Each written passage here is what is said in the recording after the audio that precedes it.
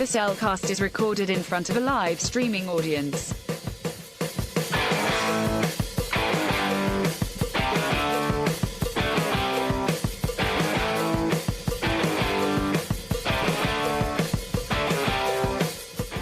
Hello and welcome to another episode of The Cellcast Reaction. Joining me today is a man who, well, he just feels like he needs that one little extra scoosh of touch to make his skeletal Mario painting amazing. Welcome, Jacob.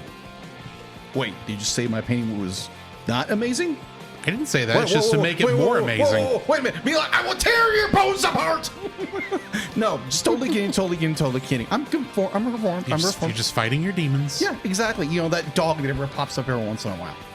Why, thank you. Let me use our co-host, a man who is somehow convinced that he's going to get an Oscar for doing a voice character of a character who goes, Yoshi! Welcome, Drew. Can I just say this about Donald Glover? Yes. They never should have hired him. Okay, why? Because we already had a voice for Yoshi that did what Yoshi did in this film. Okay.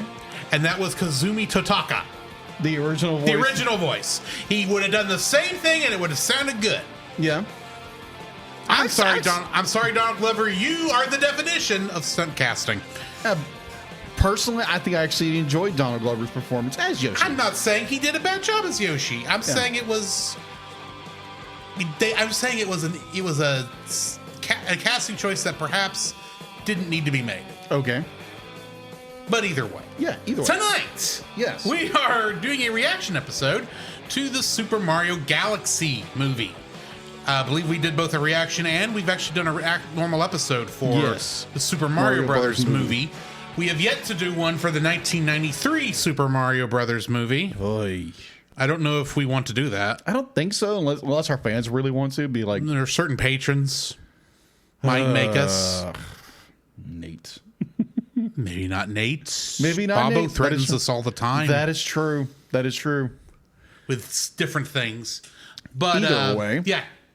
This movie just came out on April 1st, which was literally 6 days ago. Yes. And because it happened to also be Easter weekend, this was the best way we could do our scheduling on this particular one because I ended up seeing it Good Friday. You saw it Saturday. And the timing didn't work out for us to go watch it together. That is true. But we'll see. Which that's fine. Yeah, we'll get back to doing that because I'm sure that's a lovely experience for our fellow theater goers, us reacting off of each other in the middle of the film. But anyways.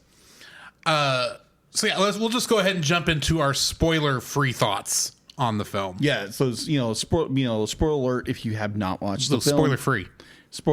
Never mind. Certified fresh and spoiler free. I jumped ahead. You did jump ahead, but that's fine. So yeah, I did see this movie Friday. It was in a theater filled with children, which is to be expected on Good Friday. I tried not to get spoiled going into the film. Good luck. Unfortunately, due to the internet being the internet and it not knowing when to keep its mouth shut, that was next to impossible because apparently once Fox McCloud showed his got leaked in Europe, Nintendo decided to release that information everywhere. Yeah. And I was spoiled on a couple of other little mini cameos from Nintendo's own or the Super Mario Galaxy Facebook Reels channel too. So those kind of cameos being spoiled that they were going to be in there was a little disappointing. Okay. But at the same time, this is kind of just a fun movie. From what I'm seeing online, it's kind of hit or miss for a lot of people. You either love it or you hate it seems. Right. I will say I don't think it's as good as the Super Mario Brothers movie, the last animated one. Yes. But it's still a good movie. Yeah. If I've got a problem with it, it's that it's short. Because it's only an hour and a half, and it feels like it ends about 15 minutes before I thought it was going to. Okay. But that's neither here nor there. If you're wanting to know if you ought to go see it, definitely go see it. But I enjoyed the film. The music was great in it. They used a lot of the good stuff. There's one little lore change, but that's a minor thing in reality because Nintendo never officially said how that worked. And also, this is Super Mario we're talking about. Lore is very loose with this franchise. We do need to remember that, folks. But, what are your thoughts? Spoiler-free thoughts. My spoiler-free thoughts. I watched this on Saturday, so I drove to Tyler, which is like 30 minutes away from us. Yes. It rained the entire drive there. It was a very wet Saturday, It was a very wet Saturday, so I went and watched it to a mostly packed theater. It was an enjoyable experience. I really, really enjoyed the film. I could be like, there are some little problems here and there with the film, here and there, but overall, I did enjoy it. There again, I am not as big in the lore of these movies, what have you, or the games, what have you, but I did enjoy what they did. And I know a lot of fans were very mad about it. But they need to calm down. Yeah, agreed. They need to, take a chill pill and, take a grown up mushroom.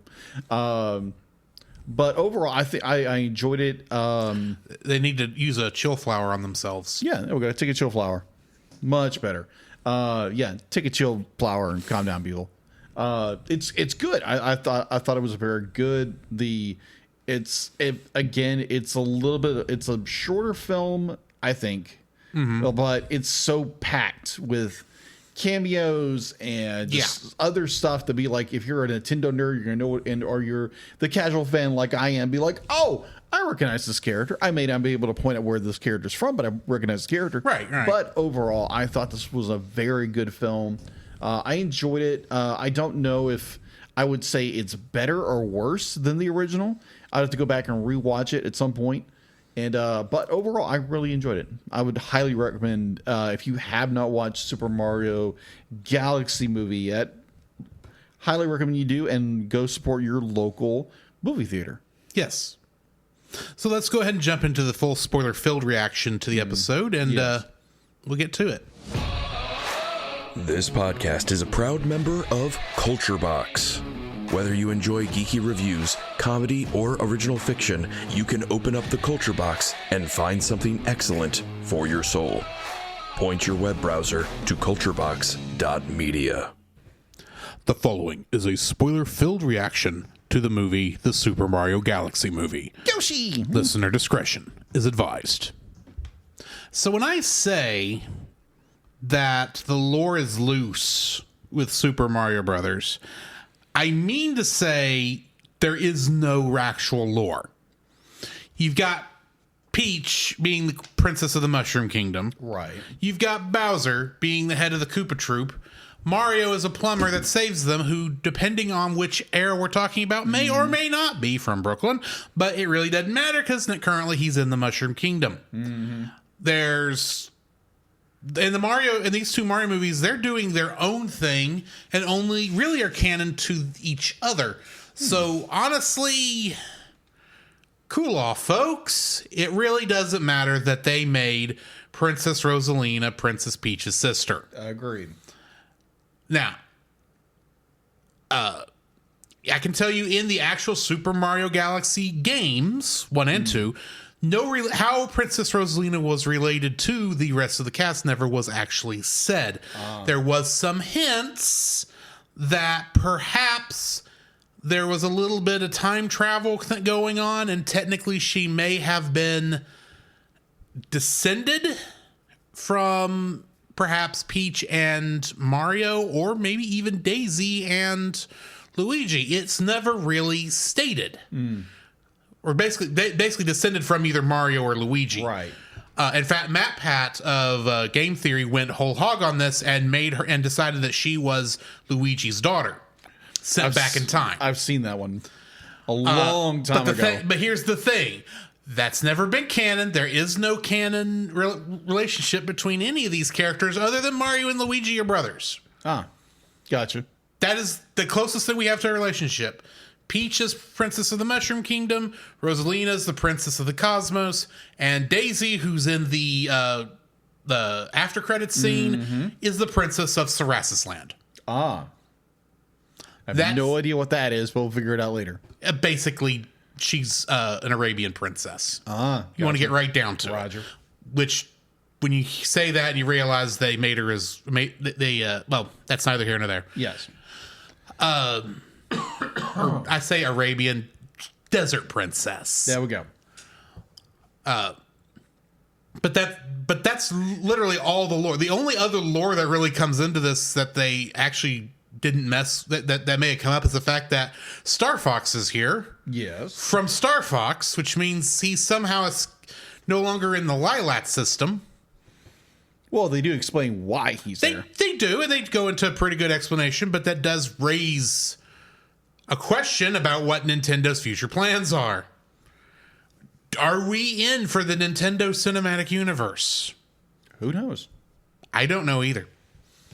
Though how that works with a live-action Legend of Zelda film. Well, we have speculated that there could be at some point a Super Smash Brothers film at some point. This has been long speculated. Yes. Since Detective Pikachu, I think. Detective Pikachu and Sonic. Yeah.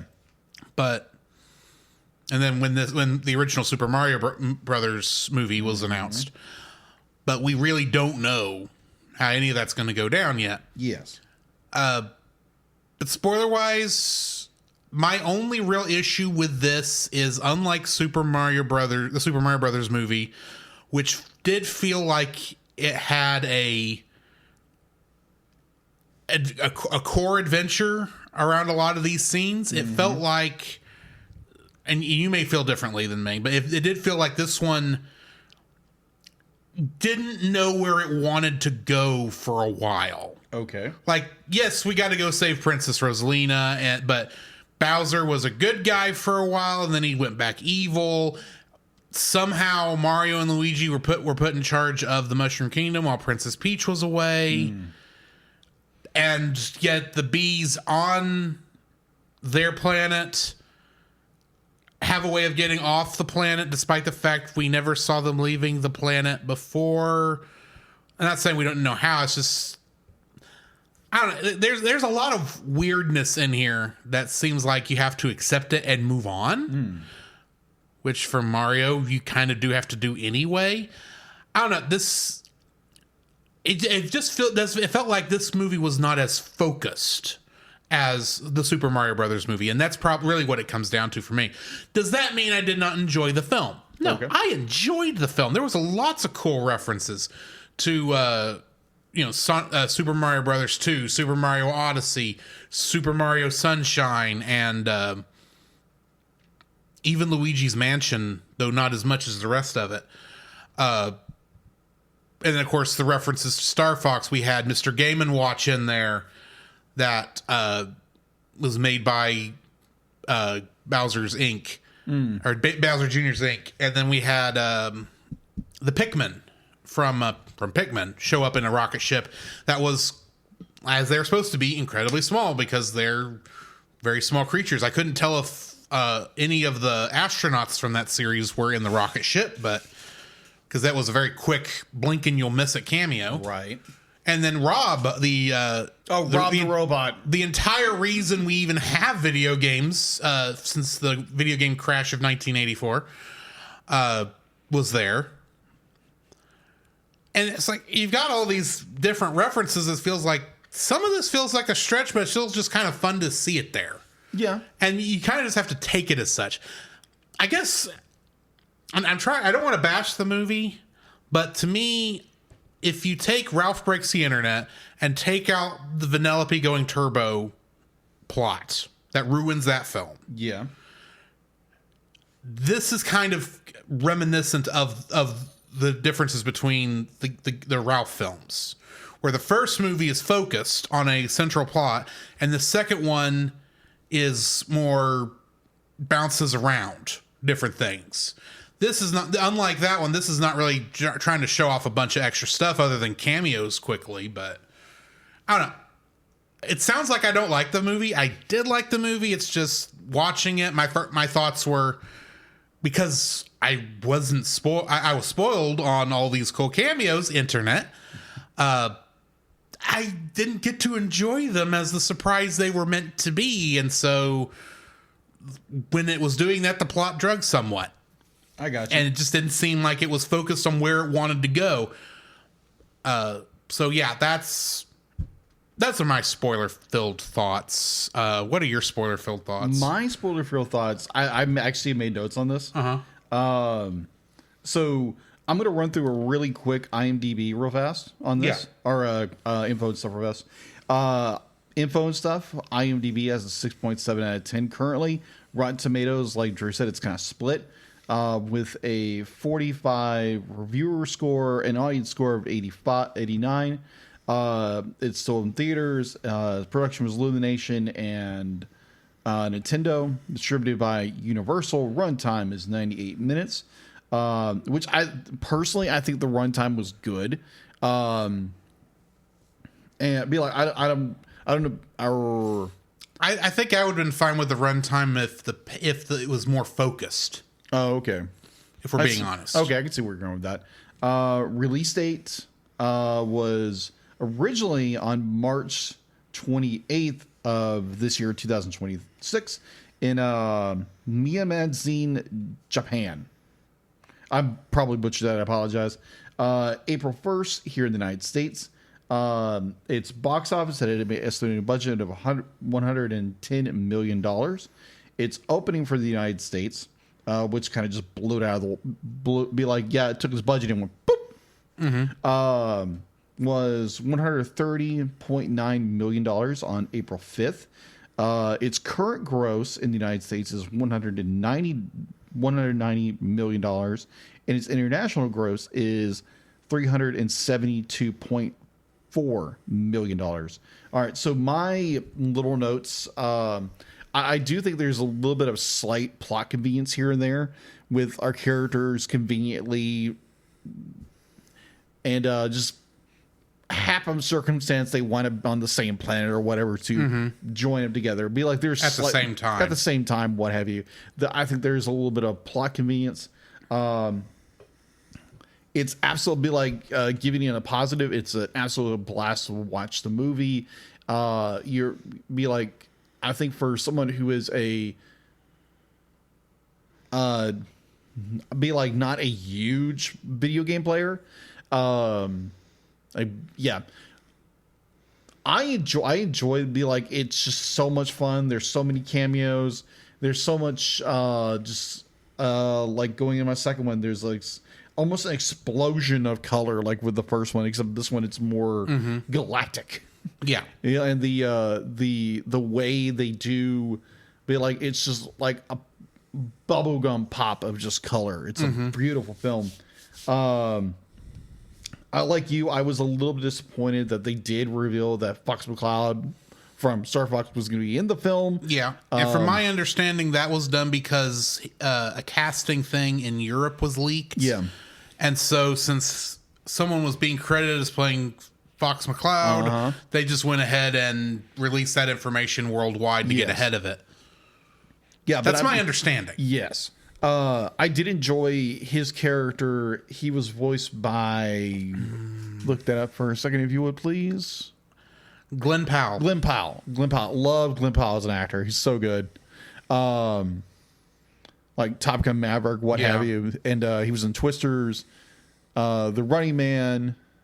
I've seen him in a couple things. Yeah, he's a fair. I mean, like he's been around for a while, but I did enjoy his performance. I was a little disappointed that his character was revealed prior to the movie being released, which kind of it did diminish. Since okay, we know he's going to be in here, but once he's on scene, Glenn Powell as Fox McCloud literally just takes it and just runs with it. Right. He did such a wonderful performance. He did a very good job with that, I think. Yes. I did enjoy the fact that like Bowser kind of be like he kind of reformed a little bit. He was still this very angry turtle. Yeah. I just want to call him a lizard, but he's a turtle. Well, okay, if we're being honest, he's kind of a mix between Godzilla and Gamera. Okay. In terms of giant monsters that he's based on, because he is supposed to be kind of like a kaiju-esque. Yeah. Don't let Nate hear you say that. We might have to. I've had this conversation with Nate. I don't think he agrees with me, but I don't care. Okay, fair enough. He is a mixture of Godzilla and Gamera. I have spoken. Yes. So, like, I love Bowser's arc as a character. Be like, he's still small at the very beginning of this film, and he gradually convinces Mario to punch him to turn him big. I do absolutely love the point where be like he does become his normal large turtle self, and be like he at first nearly attacks Mario, but then it's just like, oh, I'm just playing, and be like, oh, let's go here. Be like, I do enjoy that he does kind of have a turnaround arc.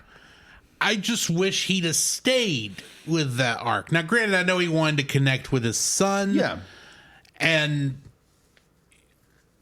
when he gets to, what do they call it? Planet Doomsday or whatever? I can't remember what they called that. Bowser. It was the Junkyard Galaxy is where it was taking place, they said.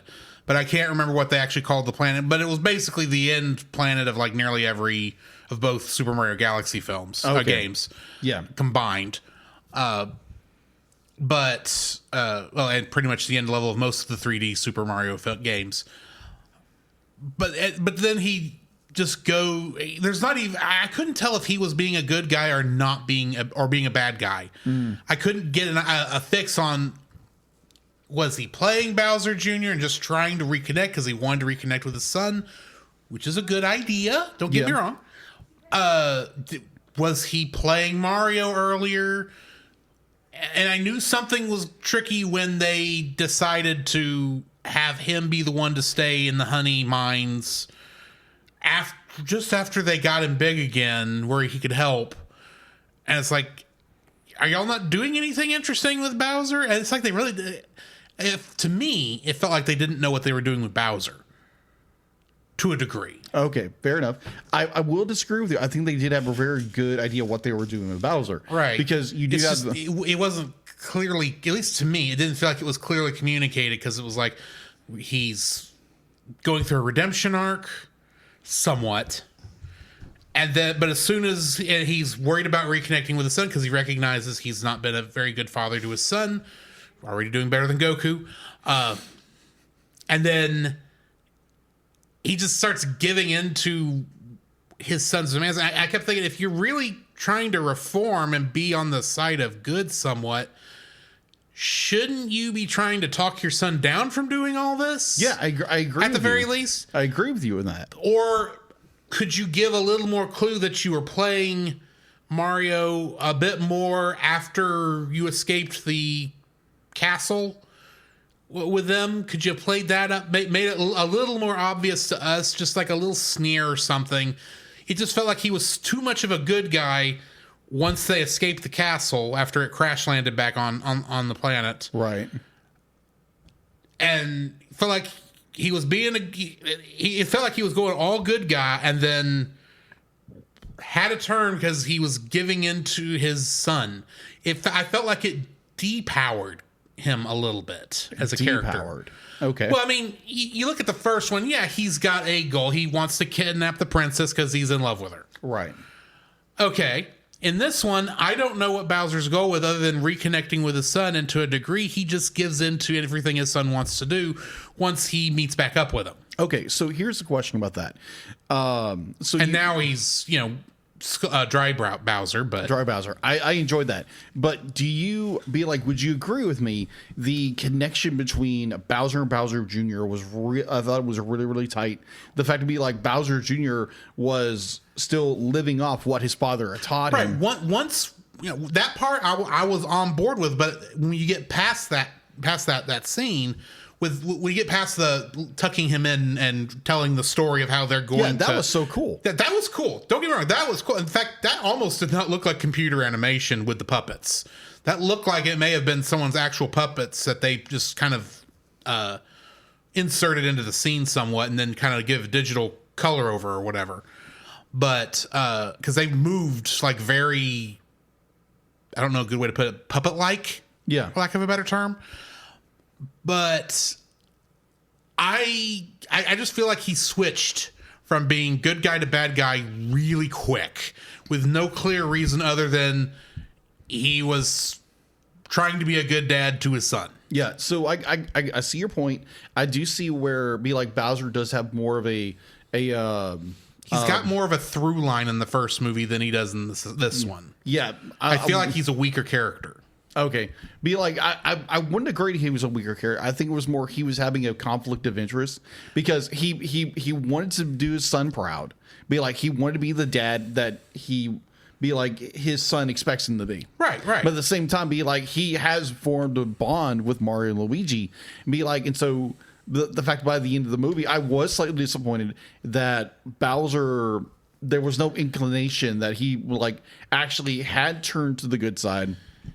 That's, maybe yeah, he would. I guess that's what it comes down to Yeah. is after the scene where he's reconnecting with his son, he does not have that conflict that his character should have between.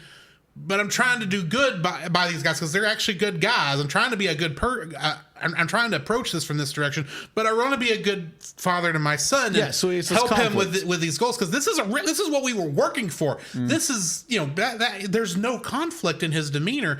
Literally, they get him onto the bridge. I recognize what they're doing immediately because it's very obvious. It's the end of the castle level from Super Mario Brothers where the axe cuts a thing and he falls into the lava. Yeah. Really, this is closer to New Super Mario Brothers since he turns into Dry Bowser right after. Spoiler alert for that game. But I just feel like we just didn't get enough time with a conflicted Bowser. Yeah, if you want to show him conflicted and then go be more on his son's side and be the villain he's supposed to be, that makes sense. That's perfect. But there should be some conflict because they made him or either have him be it more obvious in the earlier scenes when he's quote unquote helping the brothers, the Mario brothers, make it more obvious that he's playing them at that point in order to get to a point where he can keep pushing his evil plans, even if he doesn't know his son's coming to pick him up, or have the conflict at the end where he doesn't know whether he wants to be good father or son, but he still wants to be.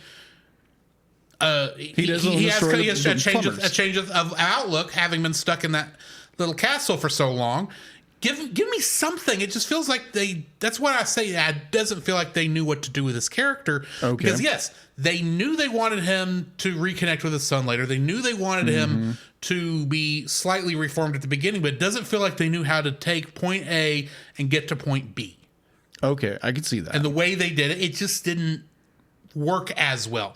I would have loved it if we'd have had a story where Mario and Bowser are trying to connect across the film until near the end when Bowser Jr. finally gets up to it, and then Bowser Jr. shows him all this to happen, and then you see the internal conflict in Bowser, and then have Bowser betray because Bowser's got to be the bad guy. Let's be honest. Yeah, but we don't. It feels like they knew they had to get him here and here, and plot convenience, as you put it, gets him to the planet because they happen to know that Bowser was in the Honey Queen's honey mines. somehow, and they go and pick him up there. It's like that is the biggest definition of plot convenience I have seen in a long time. And I get it. I know they wanted to get him there, but at the same time, it's like you could have just had him escape and Bowser Jr. pick him up. I don't know. I feel like I'm bashing the movie again, and I'm not meaning to. It's just there's this weird little piece. I was like, well, this is why I don't like the movie as much as the other one. Fair. The other one I thought was very well crafted. This one has a couple of flaws in its writing, and it really feels like they weren't sure how to get from A to B. Okay. In the best way. Okay. Anyway, sorry, I did interrupt. What your thoughts? No, but I do agree to an extent. There is Bowser does have conflict of interest in the very early stages when he's talking with the son, and he's been like, oh, I don't like those plumbers, but they're not that bad and that kind of stuff. But I think I do agree with you to an extent where we could have seen more of a conflict within Bowser. Yeah. That when he does finally attack, as you know, the famous bridge scene from the games, I thought that was epic. And at the same time, it's like, okay, are we going to get some turnaround? Is he going to be like, no, they're actually the good guys. Be actually like them. Be like that kind of thing. But we never saw that. And I was like, oh, okay. But overall, I was kind of disappointed in that. But at the same time, I did enjoy the relationship between Bowser and Bowser Jr. I really enjoyed that. I will agree with. Yeah. It's just Bowser as a character, I felt like was slightly mishandled. Okay, fair enough. What do you think about the music? Music in this is classic, pulling really from all across the games. There's stuff from Odyssey. You could even hear in the casino level a kind of jazzy version of the main theme song from Odyssey in there. There's stuff, of course, from Super Mario Galaxy and Galaxy 2. They use the underground theme from Super Mario Brothers 2 in there. Unfortunately, even though they have Wart and Birdo and Mauser in the casino scene, they don't use any, I don't think, of the Super Mario Brothers 2 score for whatever reason. Yeah. And of course, they have this epic rock version of the Star Fox theme when he's doing his montage saying how he got there. Yeah. And even you even get to hear the original Slippy voice from the SNES game during that. You know, that's what happens when your mechanic is a frog. Yes. But the music I thought was done well. I don't know if it's. I mean, this didn't make me go out and want the soundtrack that much. But I did have to wonder. I would have loved to have sat in on the recording session of this music, of this score, because I think that would have been its own kind of fun. Yeah, separate from just hearing it in the movie. Personally, I really enjoyed the soundtrack because it was like, okay, this is a beat, it's jazzy, it has like all the energy you need for like a film like this. And I agree. I think Star Fox's theme was just phenomenal. Like, oh my gosh, I'm pumped. Yeah. So the soundtrack by hold on, what's his name? Hold on, I had his name a second ago. Brian Tyler. Yeah, Brian Tyler. It was just very phenomenal. I really enjoyed it. It kept you engaged the entire time. It's like, okay, this has got enough pop to it. It's like, okay. I really enjoyed it. Overall, I really enjoyed the film. Again, I have to go back and rewatch it to do a more of an analysis of it. Yeah, but and that will probably pop up sometime in the next year or so. Oh yeah, very much so. But overall, I really enjoyed it. What is your? Did you like it? Did you hate it? I know it sounds like I hated it because of how much I keep bringing up about this was not as good. But no, I really did like the film. I just don't think it's as good as the original. It doesn't surpass the original. Oh, okay. I think it's just a touch under. It's still a very good film, but it's a sequel, and sequels traditionally just don't play as well as the original. And unfortunately, this plays into that stereotype just a touch, at least for me. Fair. I'm not going to sit here and say, "Oh, it's complete garbage," and be in the lower half. No, it's a good film. Is it great? That's another matter entirely. Fair. But I enjoyed it. I'm starting to be redundant and repeating myself. You're good. What did you like it or dislike it? Oh, I enjoyed it. I enjoyed it tremendously. I was again. I think it was more the room I was in because it wasn't packed. It was about half quarter full, and it was full like families and teenagers and everything. You get that nice energy of a younger audience, And I really enjoyed it. Be like, yeah, there's some parts where there's like, okay, that's a little too convenient. And I do agree to you to an extent with some of your points of the movie. But I think, honestly, I'd have to go back and rewatch because originally me and my wife were going to go watch it. Yeah. But ever since she had a sinus infection and with that storm coming in, I'm not surprised. Oh, no. She was just like, I don't want to. I'd be like, she really wanted to go and watch this because she really enjoyed the first one. So we might go rewatch it at some point. But yeah, I enjoyed it. I can't wait to go watch it again. See, be like, what I missed, and maybe some of those plot points maybe I missed. I do need a second watch through to kind of really cement my feelings. Mm-hmm. It could be I watch it a second time knowing what they're doing with Bowser and it doesn't affect me as much. Right. It's just, I'm sitting there going, Bowser's still going to be, Bowser Jr. should be the main villain of this, but Bowser's still the villain. And right. Parts of it just did not work as well. Fair. But anyway, thank you for joining us for this reaction episode to the Super Mario Galaxy movie. I'm not sure what our next reaction is yet. We are looking at trying to do more this year and more going forward because we did let it slip in the last couple years. Mm-hmm. But join us for whatever our next reaction is and for our next movie, which probably, depending on how fast I get this out, I think is going to be Cinderella. So join us for that. But in the meantime, this has been Drew. This is Jacob. And we'll catch you in the next frame. To follow Jacob and Drew's individual internet exploits, check out the Linktree links in the show notes. You can email us at thecellcastpodcast@gmail.com. Follow us on Twitter or X at @cast_cell. Follow our Facebook page, The Cellcast Podcast, and join our Facebook group, The Cell Nation, our YouTube channel, Cellcast, and our Rumble channel, The Cellcast Gaming. You can join us every Friday night at 7 p.m. Central for our live recordings of our episodes on Twitch, Facebook, YouTube, and Rumble. You can also join Drew on those same streaming channels on Tuesday nights at 8 p.m. Central for gaming streams. You can listen to our podcast on Apple Podcasts, Spotify, or anywhere else fine podcasts can be downloaded from. Please rate and review us where you found us. Our theme song is Drop and Roll by Silent Partner. Our bad movie theme is It's Party Time by Gregory Snegoff, with additional audio from the film Titanic: The Legend Goes On, and remember, that's Cell with a single L.